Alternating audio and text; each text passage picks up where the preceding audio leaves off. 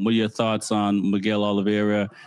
One, should he have been able to find a seat next year in MotoGP and stay? And also, I didn't realize the Portuguese love Oliveira more than they love soccer, football. European football, as I know Shakes will be mad at that. Alex Marquez, he's number 2 in the World Series, World Series in the Championship Series. He did it without his brother. I probably gave him a little bit of flack saying, he wasn't sustaining it, especially after his injury. He wasn't, riding the same way he was at the beginning of the season and stuff like that. What are you guys' thoughts on him? The way he was able to win the sprint and still get on a podium in the GP, even though he didn't win the GP. Let's talk about what Bezzecchi did, Acosta, Quartararo, and even Pecco, because he was 4th in qualifying. A lot of fast laps, a lot of fast riders. Bez is looking the way he's looking, so it may be too late because, Bez, why is Bez going to fall back right now next season? I mean, he's the guy that looks like he can take it to Marquez. Enjoying to watch. These are young heads. These are not the veterans that we're used to seeing. I mean, I know MotoGP looks a lot different in the last 5 years than the previous 10. Let's start with VR46. I mean, like Frankie, he can't get out of his own way, and I mean, he's a lot better than the beginning of the season, but now it's just because of the beginning of the season, not beginning, but most of the season, and the things that he's gotten himself into. Every little thing now seems like it's the worst. What are your thoughts on where Yamaha is? There definitely some struggles still, and we hopefully they'll fix it next year because this year's rough.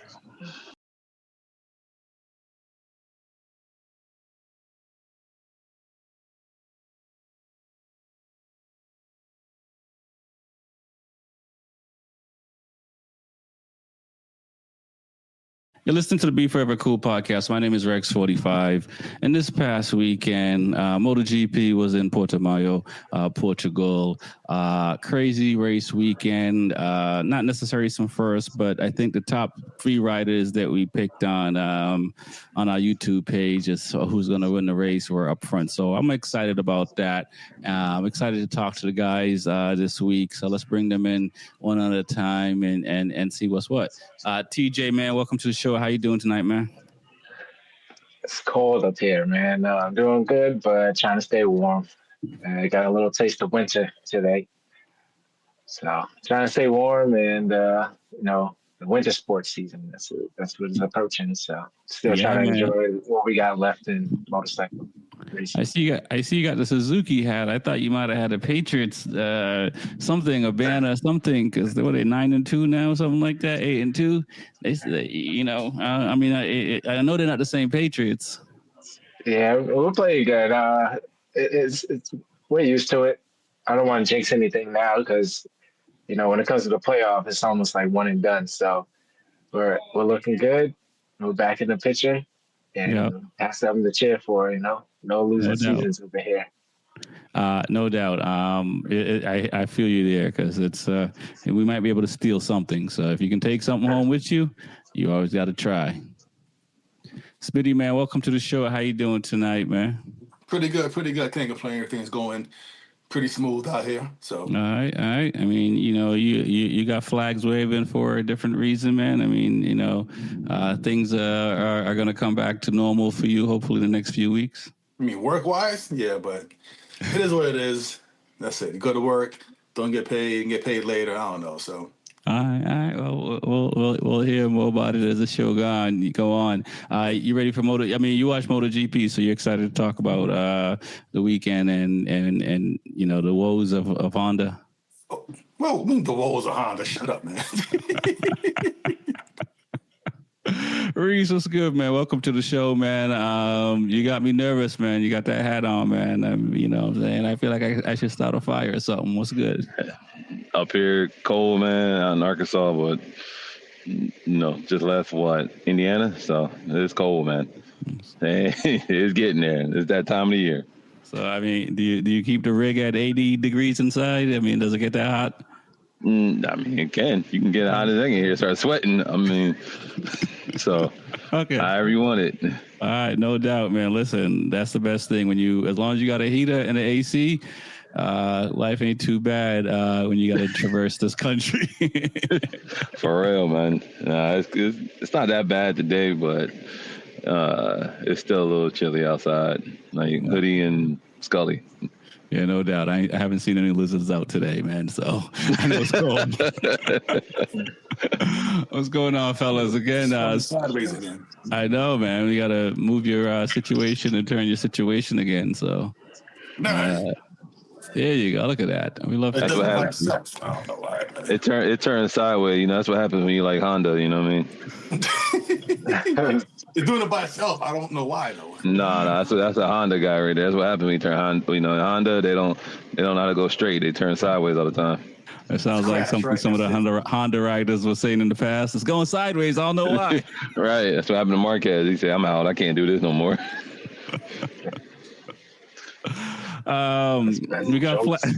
We got flack last time for calling Wooliga a replacement rider for Marquez, so we might have to be a little bit careful with Smitty and Marquez because he might not be as nice as Lewis was last week. He's not a replacement rider. He's a fill-in rider. It didn't look too bad, but depends on which side of the coin or bed you slept on and watch that race. But we'll dive into it. Let's talk about Miguel Oliveira, Portugal winner the first time MotoGP went to Portugal 5 years ago, I believe, or maybe a little bit longer. It's his last round at Portugal as a MotoGP rider because he's moving to World Superbike next year. I know we've seen these in the past, riders walking away in people walking away from their sport. Do you guys looked at the celebration and saw what are your thoughts on Miguel Oliveira? One, should he have been able to find a seat next year in MotoGP and stay? And also, I didn't realize the Portuguese love Oliveira more than they love football. European football, as I know Shake's be mad at that, but what are your thoughts on Miguel, TJ? I mean, I'm happy to see like the support that he gets from his hometown. It was a good celebration. I mean, the fans were rocking the 88. It's pretty cool and showing the love. Like knowing that he's not gonna get first place, they're still just giving him that support. It's sad to see though, because I don't think it's not his choice to depart MotoGP. It kind of just fell into that way at the point in time. I think when it's deciding between him and Jack Miller, I don't know what other seats are really available at that time. So I'm not really sure about that. But good thing is he still has a seat World Superbike, and I actually think World Superbike goes to Portimao. So I'm sure fans will still be there to support him, just in another series. So, but it was good to see him out there to actually finish his time. And going back to the past few times he's been there, he's been taken out by Marc Marquez, and just seeing like his dad there supporting him and stuff like that is cool to see that he was able to just finish and wave to his fans goodbye. I agree. Hard to see. Smitty, what are your thoughts on Miguel? I know he was on the chopping block from the beginning of the season for you, one of these riders that were finishing in the top. in the bottom 50. Look, man, MotoGP, I just feel that the sport needs more turnover sometimes with those back riders. They hold on to the rides too long. And in Moto2, we have a lot of young talent. And sometimes, look, it doesn't work out. For example, Sumkat Chantra, he was crushing it in Moto2. MotoGP, it just didn't go his way. So he got a shot, and now somebody else, will get that same shot. But back on Miguel, I mean, did he win anything? He won what? Like one race, I think, if that. He won at least one, maybe more than that. He's a rider. He's just a guy. Yes, he's his last race was in his hometown in GP this past weekend, but I mean, it is what it is, He's not. Yeah, but saying. Go ahead. No, go ahead. No, I was gonna say there's in MotoGP right now only 6 riders have won, so there's not a lot of riders in GP that win races. I mean, true, but even even though he won one previously, he had a very lackluster career, you know. So him leaving, is it a loss for GP? No, not at all. So saying that it's sad he left, I won't say it's sad at all, you know, because I mean, the sport will be fine next year when he's not there, honestly.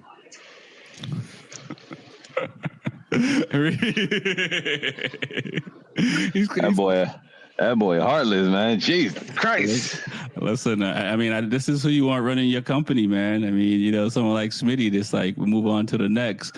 I mean, I know Top Rock is huge for MotoGP. I don't think it's a replacement deal. You know, you're on the inside. You know, how you look at Oliveira. I mean, I mean, unless he went to Honda or, I mean, a test ride, you know, where could he have stayed? And what are your thoughts? Do you agree with Smitty as far as like he just didn't have the mustard? I mean, with Oliveira, man, I mean, kind of agree with Smitty a little bit. I mean, I'm not that heartless. I mean, I wish the guy the best and wish his in his future endeavors on, you know, the next round, you know, the next life and chapter, you know. But I mean, he didn't really get to his full potential. I mean, he just wasn't it. And this year, the past couple of years, it just seemed like he just couldn't stay up on the bike. It just somebody always ran into the guy. It was like almost like target fixation for people. You see him and just go. So he kind of had the bad luck of the draw. You know, I think he may do a lot better in World Superbike. You know, not many people in there. It's a different race. You know, as you can see, the way you brake isn't completely different. Right. So, you know, I think he'll do better there. I mean, will the sport miss him? Not per se. But the you know, the Portuguese guys will, you know, the fans will miss him. Right. 5 wins. Not to cut you off, but 5 wins it looks like he had in the GP championship while he was there in one pole position. I mean, 5 wins in a pole position, no matter how you look at it, how you cut the mustard, is still something impressive. To actually win a MotoGP race and to get a pole. So it's still something impressive. I mean, it's you know, he's never won a championship. But, I mean, he still has his mark there. And, you know, let's see what he does in World Superbike. Maybe he'll do a lot better. Maybe that's where he needs to be. You've seen a lot of guys go to World Superbike and restart their career. I agree with that. I think it's too soon for him. I think Danilo Petrucci was the right time. It was the right time because he did the KTM stint and then moved over and is established himself and he was older and I do believe Oliveira had a better career than Petrucci. They may have similar wins, but Oliveira came out of Moto2 and was like a superstar and just that you know, just plagued with bad luck kind of thing would knock him out. Before we dive into the races, let's talk about Alex Marquez. He's number 2 in the World Series in the Championship Series. And, you know, 2 brothers since Venus and Serena finishing 1 or 2. He did it without his brother. You know, I probably gave him a little bit of flack saying, you know, he wasn't sustaining, especially after his injury. He wasn't, you know, riding the same way he was at the beginning of the season and stuff like that. What are you guys' thoughts on him, you know, the way he was able to win the sprint and still get on a podium in the GP, even though he didn't win the GP? We'll start with TJ. Yeah, I mean, it's pretty incredible to see, like, you know, brothers to, you know, have stats like that. You know, you don't see it too often. Like, you know, he can walk around with a chip on his shoulder now. You know, he's actually proved that, you know, he got second place. So it's already hard to beat his brother as it is, but you know, I think if his brother was on Honda still or even out for the season, it would have been Alex's, you know, because Pecco didn't show up. Martin was out. So, but yeah, I mean, it's good to see Alex get number 2 and to fight this weekend. Felt like he had the pace to be up front. There was times where he was a little up in the back. He had to fight to get past a couple riders, but he did it cleanly and just shown that he's a second place rider. Right. I mean, I didn't have the confidence in Alex this year at all. So like No, at the beginning from of the last year, no. year from last year to this year, I hats off to him. And Yeah. I don't know what his brother finally instilled in him, but it's good to see. Yeah, Smitty, TJ made a valid point. I mean, if Marquez wasn't there, Alex might have walked away with the championship this year. You Yeah, know, he would have. how do you look at that? Is it if Mark wasn't on a Ducati, would Alex be riding as good as he's riding? Or if Mark wasn't on the bike at all, will Alex been able to find his way? Okay, so I'm gonna add a little bit more to it. But according to you, the 25 and 24 are totally different bikes, Yeah, right? different bikes. Yeah, according to me, So, according to Ducati. well, according to you, because you always say that's why Pecco can't ride it. That's why. It's according to Ducati, man. I mean, I know. I was saying this earlier to cut you off. I was saying this earlier to someone. I'm like, I don't know why people don't get mad at me when I'm right. I know it's such a thing, man. So anyway, back on the point. So if Mark was there or not, I don't think that has any impact on Alex's performance because there's nothing Mark could tell him to help him ride his bike better. You see what I'm saying? So Alex is kind of his own man right now. He don't need his big bro to show him the ropes anymore, follow him around. But TJ, he made some great points, and I agree, with all of them. But to add to more of what TJ said, like I enjoy cool stories in sports, like to go off script. Like I enjoy seeing LeBron and Bronny James playing on the same team. Like I enjoy seeing Carmelo's son do good in Syracuse. Like I enjoy seeing things like that.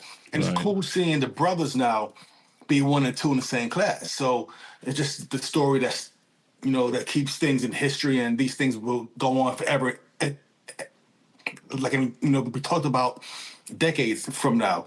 And it's cool. It's cool to witness these things firsthand. So.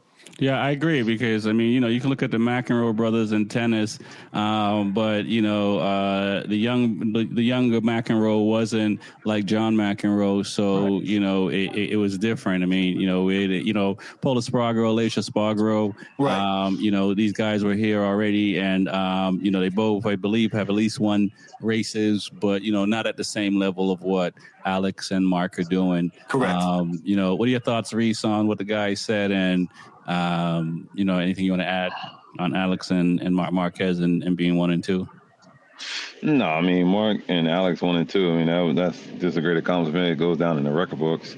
But even TJ and Smitty said, I mean, if Mark wasn't there, it's still not going to change it. I mean, I think Alex still would have been there because you could see in the off season, them two were training. I know they were showing, I think Mark was on like a V4 and Alex was crazy enough, it was on an R6. So I think, him training with his brother and out there learning different lines and learning different brake marks and, being on a different bike. And then, as you know, like you say, the 24 and the 25 is completely different. It just helped Alex, excel that much further along. So I don't think it would have been any different. I think if Mark wasn't there, I think this would have been an Alex championship for sure. Okay. All right.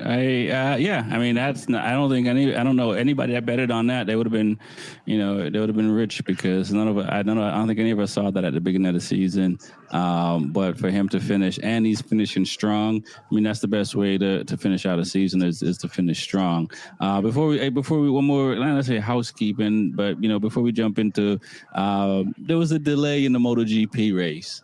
We all race at different levels, and you're on a race team at a high level race. When there are delays like this, is it on the folks that are hitting the knobs and pushing the buttons? Does it mess up a rider's rhythm a little bit?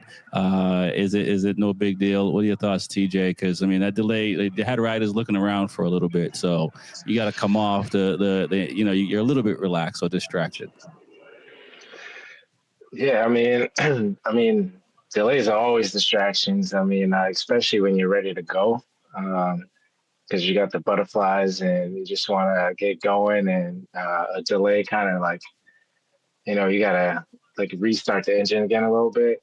It's just as long as you know what's going on, so you can like better prepare and do your routine. Because you gotta everyone has a routine before going out to perform. So it's kind of like your routine has to last until it's ready to go. So like you don't want your routine to end and still have a few minutes to spare. So Right. I think it throws you off slightly. All right, no doubt. Smitty, I know you're locked in, so and also sideways. So I know you definitely. Oh, just that Honda thing, man. I know you definitely. The ain't one Honda thing. I don't know why it does that. I don't know why, but Because you on a Honda. you gotta reach out to Race Direction, man. Somebody's messing up over there. What were your thoughts? Did you notice the delay? Is it no big deal? Has that happened to you in a race? For one reason or another, maybe a rider just coming to the grid a little bit later than everybody else. Is it part of racing? Because everyone is on the grid is dealing with it. so funny thing. Normally, I'm the guy that's last to the grid, so I'm the delay for everybody else anyway. So You are the delay. yes, I mean, but I get it. But it's part of racing. Like to me, it's no different than you start the race and then there's a red flag. Yeah. It kills your rhythm. It does, but it affects no one more than the other. So it's part of the game. It affects one guy, two guys, three guys. All 19 feel the same delay. So I don't see it as a big deal. Got They're you. all into it. So and no need to go see Race Direction or anything like that. Nah. Okay. Not at all. It just happens. Some people might have missed their launch, man. The Hondas, they struggled. They struggled. I don't know if that was the reason or not, but I think it was a burnt clutch. What are your thoughts, Reese? You're in it at a high level. This cost some riders money, some teams money. First of all, with Smitty, it's got to be Smitty being the black person, always dang late to the grid. Like, really, bro? Be on time. Nah, we get delays all the time. We'll get delays from the king of the baggers dumping oil all over the grid, the track, or we'll get somebody doing something, a red flag or something. We'll get delays all the time. Does it affect the riders? Once you get to that level of riding, it's kind of like, it is what it is. They kind of just can kind of not chill out. They're still in the game mode. They're still ready to go, but they can kind of it's almost like they can relax a little bit more, like take the little bit of tension off. Like, especially like there's been times where you see like one of our guys, they're a little nervous, but they kind of take that little bit of edge off and like, all right, I'm ready to go. I'm good. Sometimes they'll get ready late and they need a little bit more time. So that little extra delay sometimes does help them a little bit. So, it's normal. Once you get to that level, it's almost normal part of the game. Is there anyone to complain to at that point, or it's just more talk after the racing is over? And pretty much talk after the race is over, but it's like anything else. We can complain all we want, but who the hell's gonna listen? That's pretty much what it comes down to. Who the hell's gonna listen? Race direction. They're like, oh look, we got to do this, and we got to do this. All right, cool. That's pretty much it. Yeah, pretty crazy. So let's talk about the race, guys. Let's do that with your boy. I'm ready for that one. Who's my boy? Pecco. Not Pecco. The one that's on the ground over there that's complaining. The one that's always on the ground or they don't finish. But like Lewis said, hold my beer. I'm not running for third or fourth. I'm gonna show you how I do in 21st or not finished. Hold my beer on this. I got. I don't know what he did to you guys. I don't know what he did. I think he didn't sign a Dainese with Lewis, but I don't know what he did to you, Reese. Man, come on. It happens. We know these things happen in racing. But let's talk about what Bezzecchi did. Acosta, Quartararo, and even Pecco, because he was fourth in qualifying. A lot of fast laps, a lot of fast riders. I've never been to Portimao. It's a track that's on my bucket list to go to. From playing the video games, it looks really fun to see these guys manhandle the track, for lack of a better word, because they really do. It was one of these tracks that they just literally manhandled. Were you guys impressed with the qualifying times of the top 4, top 5 guys that got into 137s?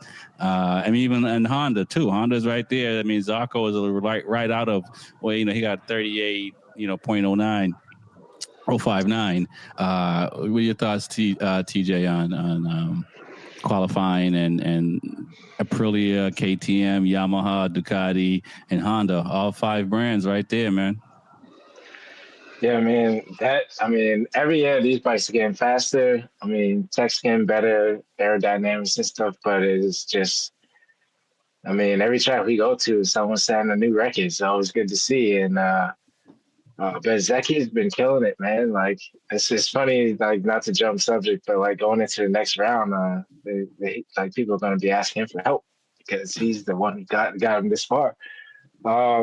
But yeah, to see people hit the 137s, like, this track's already, like you said, manhandle. It's a roller coaster. There's a lot of up, downs, left, rights, uphill, downhill. You got to be on your game, on point. Right. Especially to pull off something like this. Like, even just going down that straightaway and like their braking marker is like pretty much right as you go down the hill. So like to feather that front brake and rear brake just to make turn 1 is already something else. But yeah, Zarco and to see all the manufacturers get close to that 137 and to be up to top is really good to see. It's just the improvement of the ones that haven't been there all year. So. Right. Smitty, man, now you got a chance to talk. Look, we had 5 different manufacturers in the top 5, 6 because 7 because Honda and Mir and Zarco was 6 and 7. Pecco is the top Ducati at Portimao, so I know his finish doesn't do justice, but the boy was still pretty fast. Rex. Give it up. Stop it, man. Listen, I called it last week, and I said it jokingly that Bulliger will beat Pecco. And he actually did. He did not. Beat him. He did not. Time-wise, he did not. Who had a higher finish? He finished because the guy crashed out. Then that's beating somebody. I know you guys go back and forth with that, depending on who's your boy and who's not your boy. But I see. I'm picking up what you're putting down. So, yes, Bulliger he finished the race. So, but then also, and I want to say in free practice 1. His times were better than Pecco's, I want to say. Which is kind of normal because No, it's not normal. He's always first. He's always slow in the first practice. And the second, and the sprint, and the race. But that's neither here nor there, though. He qualified 4th on the grid this time, yeah. So we like we can't just skip over that part. As slow as you want to say he was, he had the speed when it mattered. Yo, you defend Pecco like he has some blackmail on you, man. Nah, man. I think that, I don't know what he's done to you guys because, all the things that you're saying about Bagnaia, you can say about all the other riders, Zarco, Mir, Luca. Like, you can say about all the other riders that are not 1 and 2. But for some reason, he's the only target you guys see. So, I'm just being fair. And, we're all entitled to a bad season. It happens to all the riders. And this is his. Listen, and I hope he learns from it and come back strong next year. Rex, go ahead. Hey, Rex, the truth is, I don't hate Pecco at all. But it's fun seeing you defend this guy till your grave, man. So I poke jabs at Pecco to see how far all the guys. You go to defend him. No, but I defended Brad Bender when you were on him. I defended Miller, Jack Miller when you were talking about him. Frankie. I was the biggest supporter. I'm the biggest supporter of Frankie, and you know what I'm saying. So I see Reese, you're shaking your head. So what are you trying to say? You're on board with what Smitty's saying? You on Pecco's payroll, man. So. Nah, I wouldn't go that far, man. It's we if we all go ahead. I agree with Smitty 100%, man. I think you are on Pecco's payroll or something, man. No, but I think it's just I don't hate the guy. I don't hate the guy. I don't hate even Jorge Martin. Just don't get it twisted. I don't hate neither one of those guys. The problem with those two guys is they got bigger than what they thought they were. And now that somebody's on a level playing field as them, their true colors and true self is really showing. They're not that person. You're not, as we used to call it, the alien. You're not that. Gotcha. You're not that type of rider. That you put a better rider on the same caliber bike, you're getting your doors blown off. Right. But and you feel that they said that, or other people said they were aliens? No, I'm not saying someone thought they were alien. They said they were that type of rider.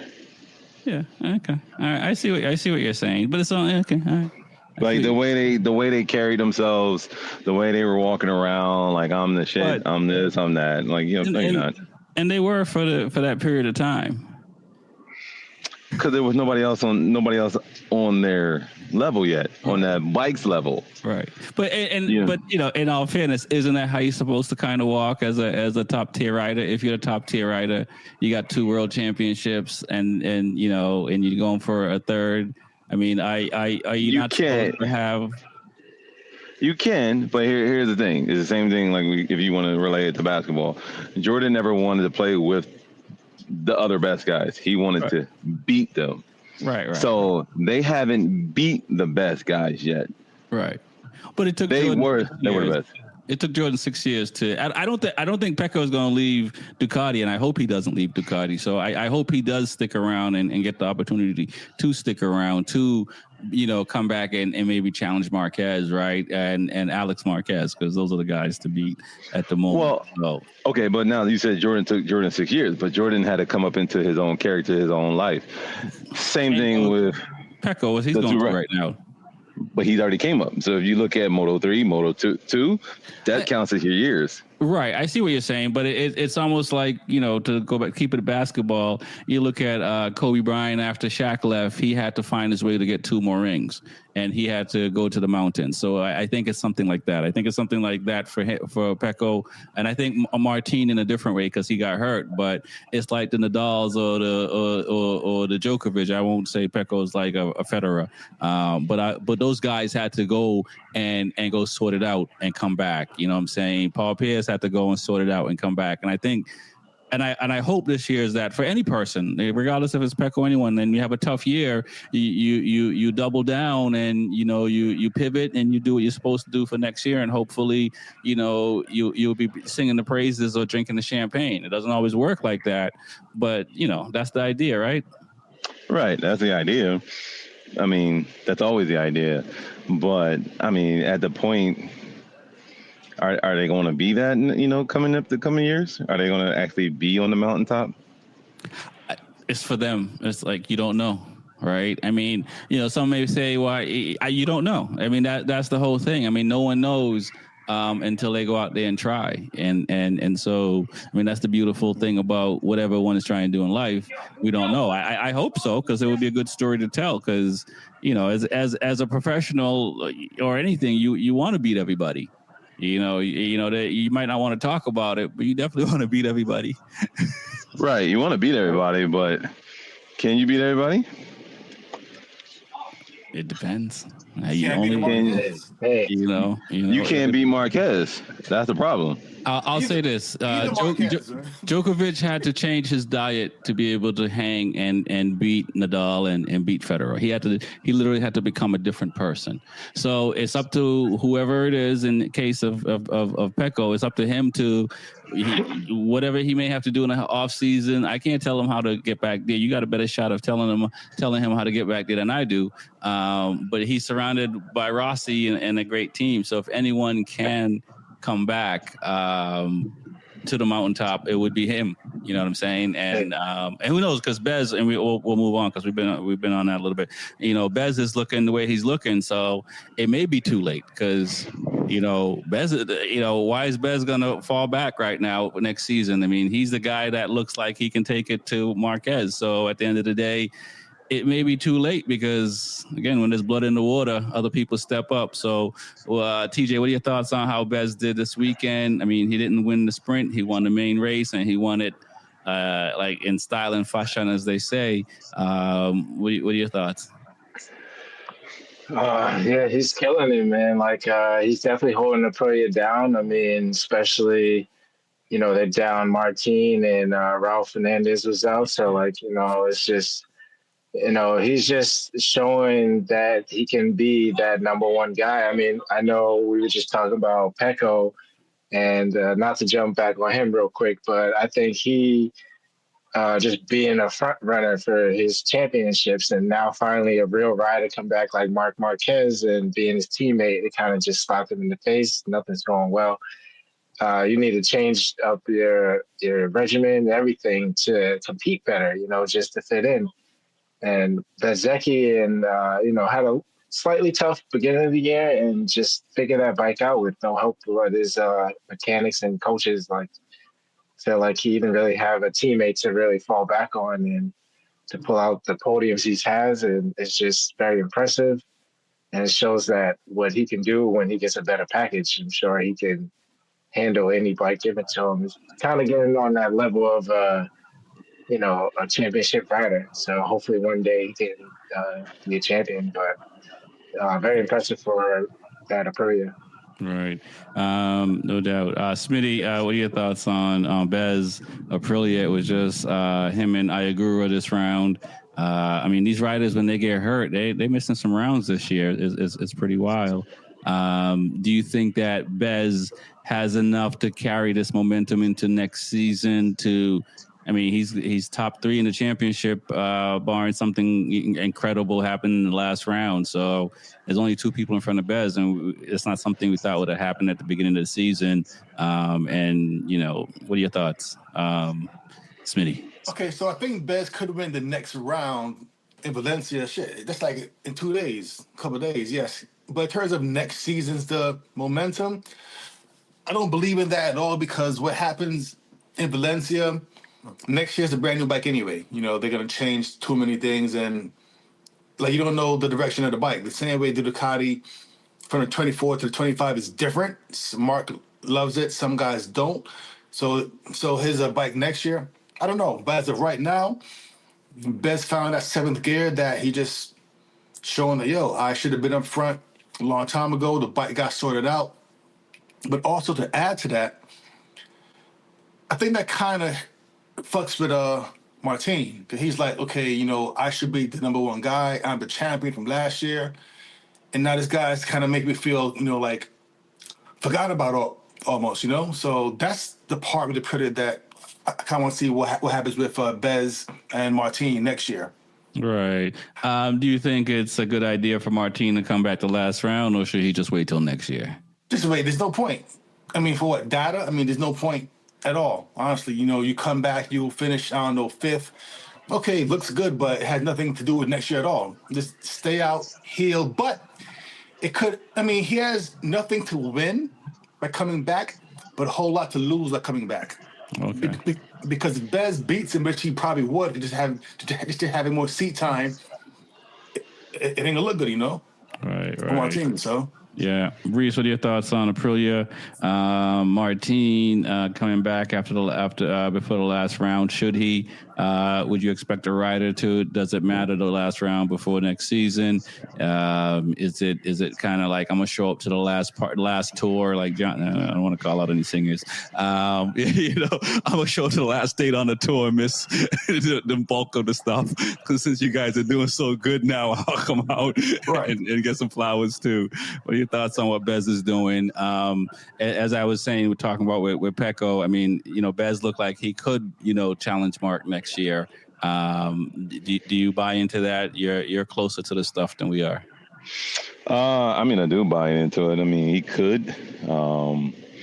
With Jorge coming back the last round, the only thing you can come back for some data, to kind of get ready to come for next season, because you'll probably be on a little break before the next test.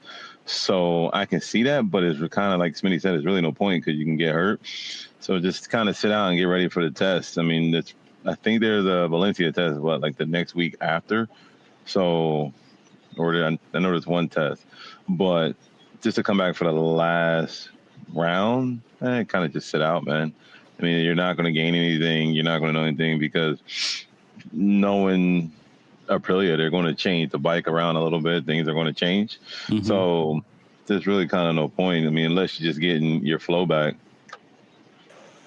Right. Yeah. I was gonna say, hasn't he crashed the first round he came back, he crashed, and then Right. he came back again. I think he did okay, and he thought the Martinez was back, and then he got messed up again or something like that. So I Yeah.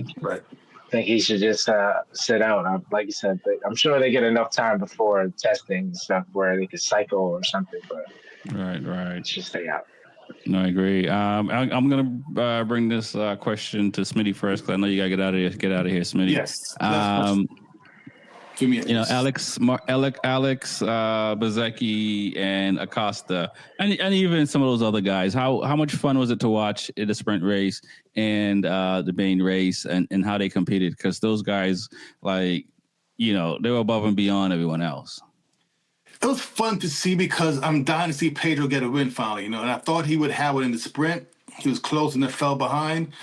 And same thing with the GP. It's like he has the pace to win a race, but he just can't finish the race. And I don't understand how somebody could be that fast for the first half. And so maybe it's the bike. And also from a standpoint of how bikes work, I never understood why a bike is good in the first half and bad in the second half, or good or bad. Go ahead.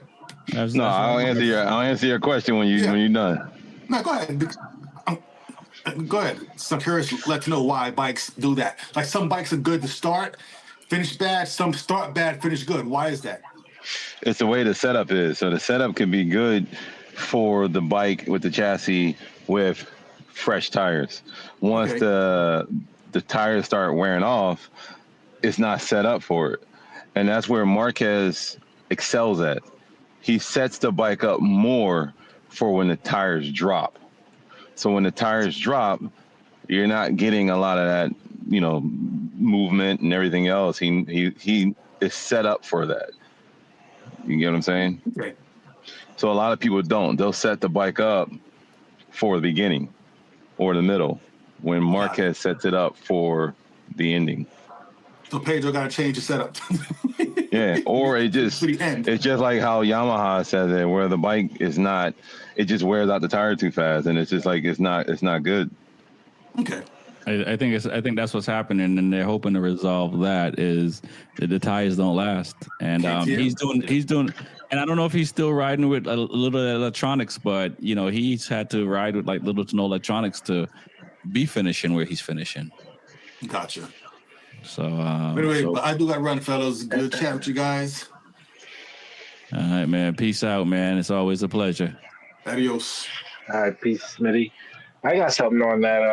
Let's see if Reese can answer. So, if bikes good in the beginning, and then fade off to the end, or like the setup, how you saying Mark can make his riding ability have the bike be fine towards the end of the race, but is there such thing as a rider saving tire to the end, but still keeping pace? You know what I'm saying? So I'm sure you can save the tire a little bit, and by the end of the race, you'd be like, oh, I could have used more of it. But as far as the pace thing, obviously if you try to push more, you might use the tire, even though if you're trying to save it. So is there such thing as saving the tire towards the end of the race? You can save it. I don't know how much you're gonna save enough to still be able to push. You get what I'm saying? So you can save it a little bit. You can save it a little bit, because what they're gonna do is they're gonna give about a good 100% in the beginning of the race, and then what they're gonna do once they kind of start settling in, they're gonna back it down and maintain that pace. They're just going to maintain. They're not pushing that hard yet. So now when the last 10 laps come, now they're going to start turning up. They're going to push harder on the front. They're going to start pushing the rear, and it's just going to wear that tire out. Right. And they're going to give everything the tire. And I suspect it also depends how the start of the race go, because if they're starting out front versus starting in the middle, and if they're starting in the middle, how quickly can they get up front to where they want to be, and then get into that conservation mode? Yeah, right. Because if you're falling in the back, now you're trying to push to get back up front, or you fall back behind, or whatever. So it just depends on where you're at too. Yeah.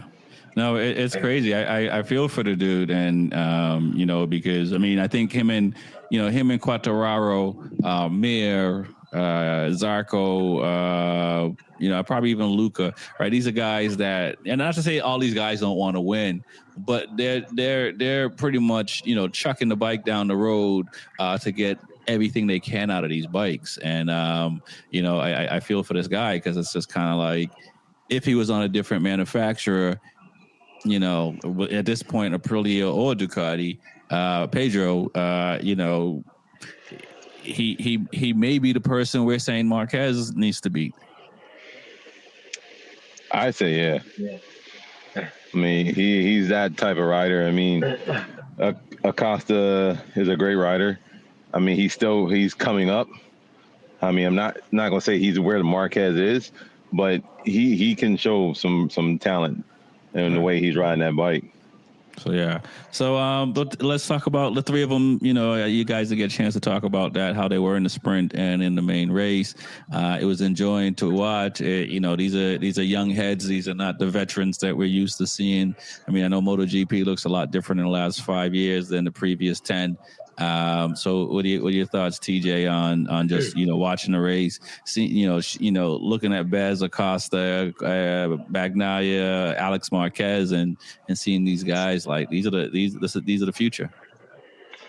Yeah, I mean, it's like you said, what Smitty was saying. I wanted to see Acosta finally, get on the podium because time's running out. You want to get up there. You try so hard. He is that caliber rider. I mean, he's definitely a rider that can show improvement and work on routines and stuff like that. You see he has that focus in him.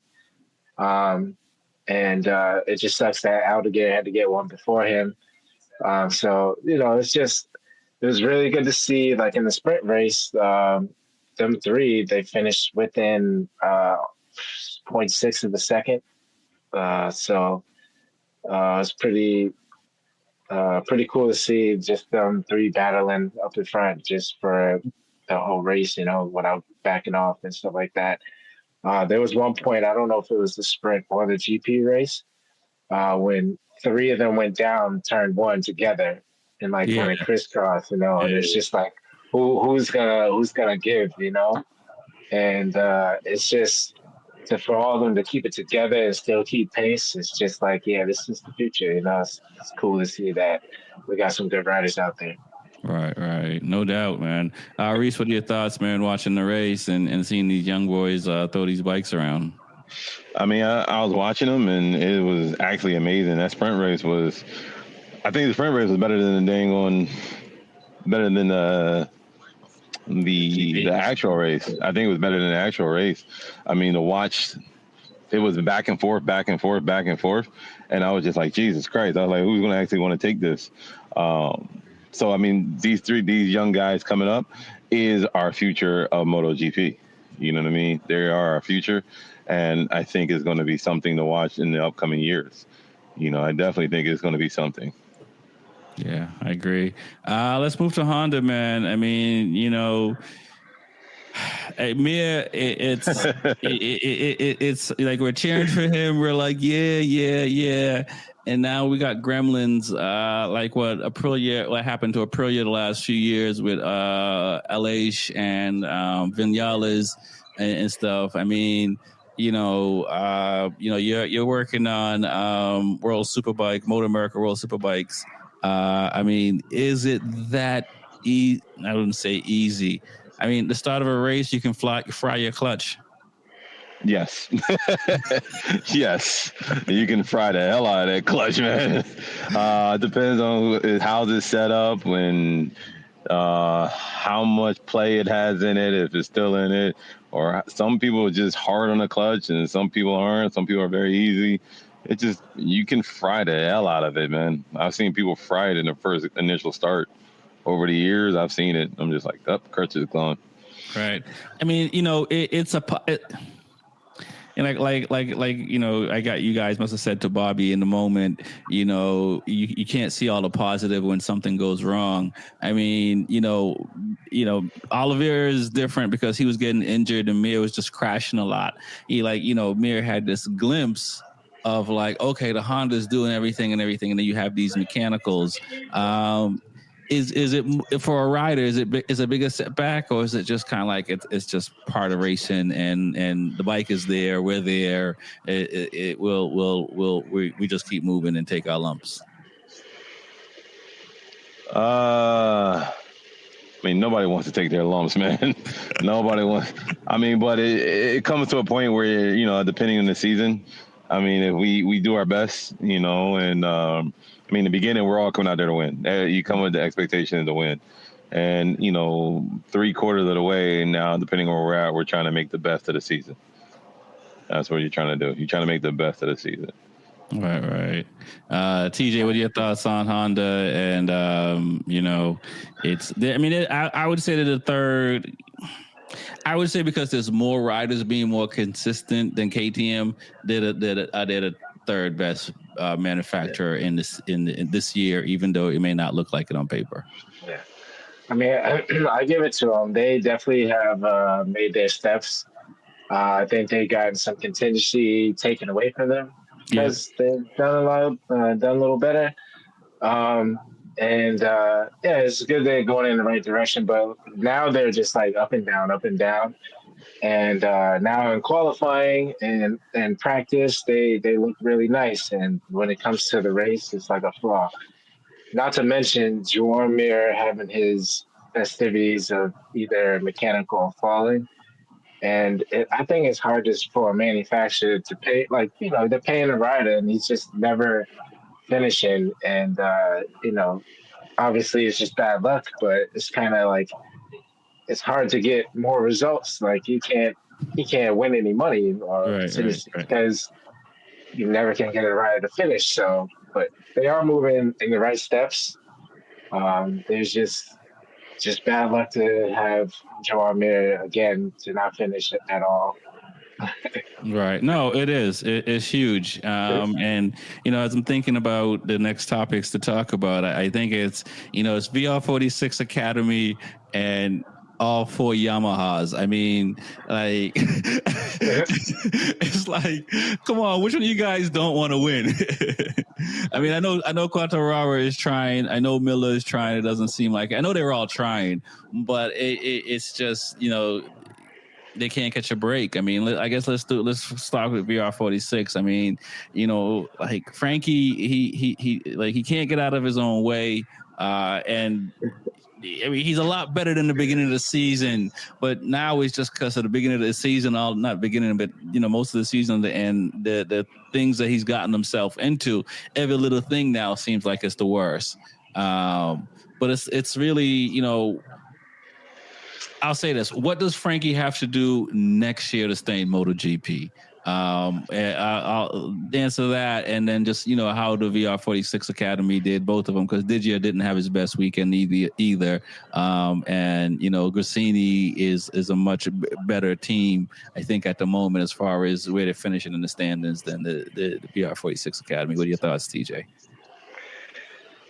I don't think his bonehead moments will ever go away because it's usually just in your blood.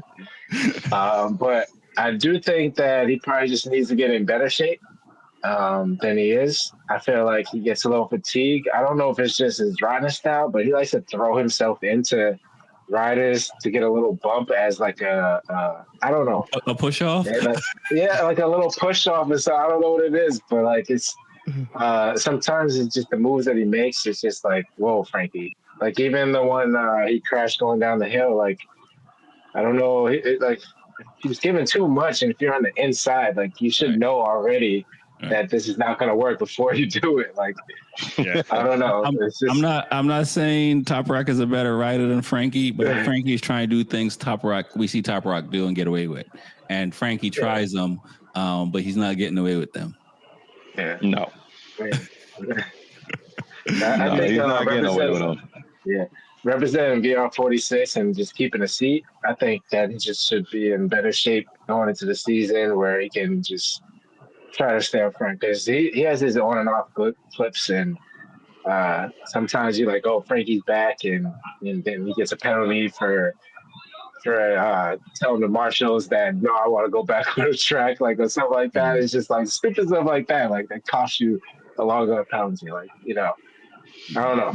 No, I agree. What are your thoughts on VR46 Academy or VR46 race team Reese and what Frankie's doing? And I don't think Digia. I know Digia was hurt a little bit this year, I believe, if memory serves correct. So I think they're both on the chopping block for next year. I don't think any either rider is. I think if I was management, I'm like, all right. We know we want Pedro, so we're gonna break the bank for Pedro if he does want to come over, and these guys are gonna have to fight it out next season, right? I mean, pretty much, yeah. I mean, they're going to have to fight it out. I mean, Frankie needs to be in top 5. He's got to be top 5 or better. He needs to finish some races, not have so many penalties. That's number one. Right. He's got to do that, and he's got to finish top 5, maybe win 1 or 2. I'm not going to say like a multiple, but 1 or 2. But he's definitely got to finish top 5, and not crash as much. And like I said, not have so many penalties. And this Pekka's, your boy, we just got to figure out what the problem is. And I think once they get around and they get to the problem, I think they'll be all right. I mean, they'll always be a top 10 contender. Right. You got to, as the word says, you got to be more consistent. Right. And so let's talk about Yamaha. Quartararo. You can't say anything bad about the dude. You can't say he ain't trying. But like, Jack Miller looked like he's happy, but there got to be some frustration. As we know, Oliveira is leaving, and there's that. I think Smitty mentioned he didn't know why Miller stayed, but I think Miller is just a more seasoned rider to help Top Rock next year than Oliveira, and I think Miller did a few things. But what are your thoughts on where Yamaha is? There definitely some struggles still, and. We hopefully they'll fix it next year because this year's rough.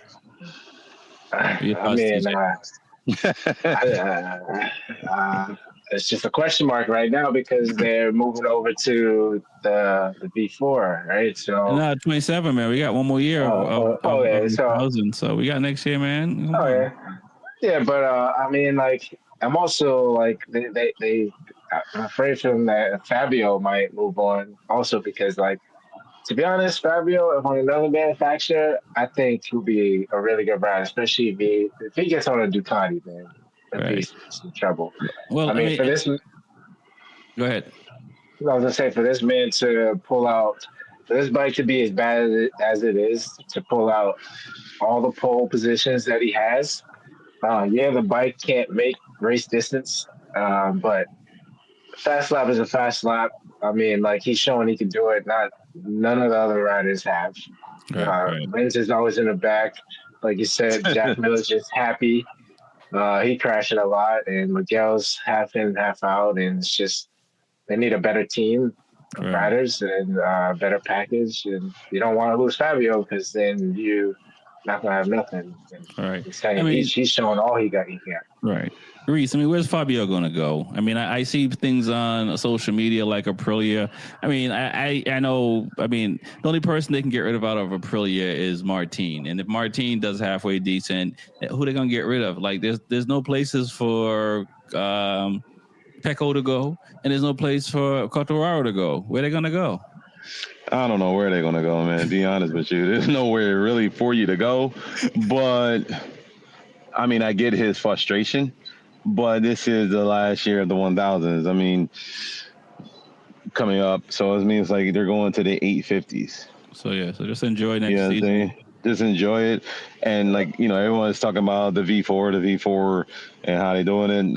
I can be honest, they're probably going to keep the V4 in the market and drop a cylinder and make it an 850. That's all you can do. Right. So just enjoy the last year. Where are you going to go? Yeah. And then you go into 27, everybody starts their clock all over. It's it's a whole reset. So it's like, yeah, I can understand getting frustrated, but where the hell are you going? No, I agree. There's like I said, there's no place really to go, and there's no. I'm not ready to sit here and say until Aprilia wins a championship. We can just say it's the second best bike on the grid or the third best bike on the grid. We can't give Aprilia more credit than that until they win a championship. So, Yamaha's proven, Honda's proven, and Ducati's proven, but maybe Quartararo can go to Honda, maybe. Nah, I think he would probably go to more of a to Aprilia, maybe. Yeah, satellite Aprilia. They're not going to give up Bez. No, you won't give up Bez. The only person you give up is Jorge. Yeah, and that's the only person you're going to give up. Yeah, I agree. I mean, he didn't want to be there anyway. Yeah, well, no, Jorge wants to go to Honda. No, I think he wants to. You know what I'm saying? I think after what Martin has seen Bez do, I think he's looking differently at that bike. And I think his woes that he had in the beginning, you can't, Martin. Bezzecchi showed you that this bike can win. Raul showed you that this bike can win. Ayagura showed you that this bike can go fast. And I think for Ayagura, he just keeps getting hurt. Like if he was healthy, he might have been closer in the rookie championship, fighting for rookie of the year with Furman, because at the beginning of the year it was his to lose until he got hurt. Right. So that's the crazy part as far as where these guys are gonna go. So these rumors are rumors, but it is what it is. What do I got before I get out of here? I guess KTM, and then we get out of here because it's that witching hour. We already talked about Acosta, what he's doing.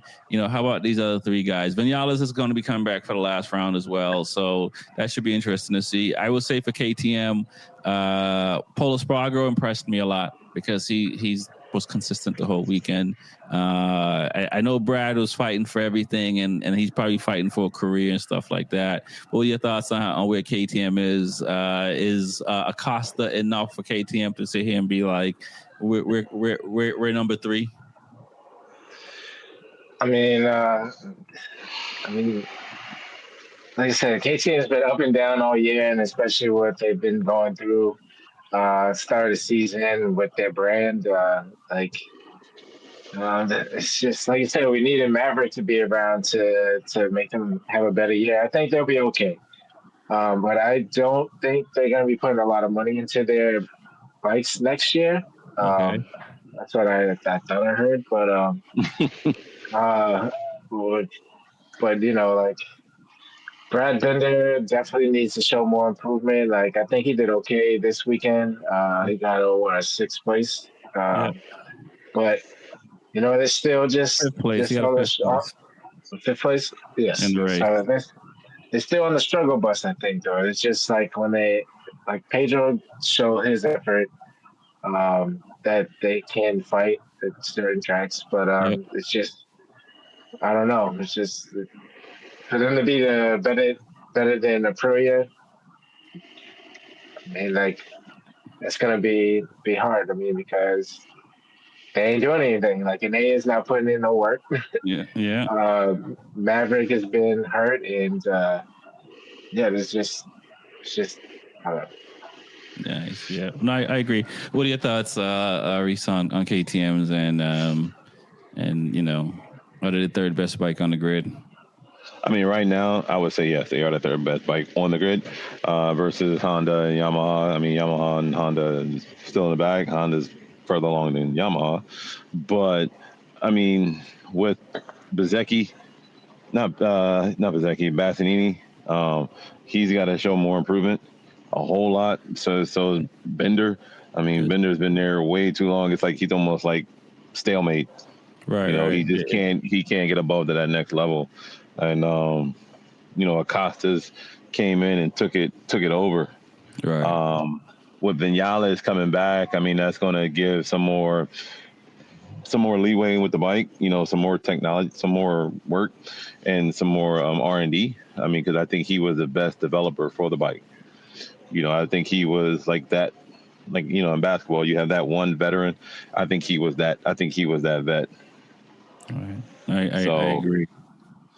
I mean, just hopefully next year they can come along. Like I said, same thing with TJ. I don't think they're going to invest a lot of money into it right now until things come along.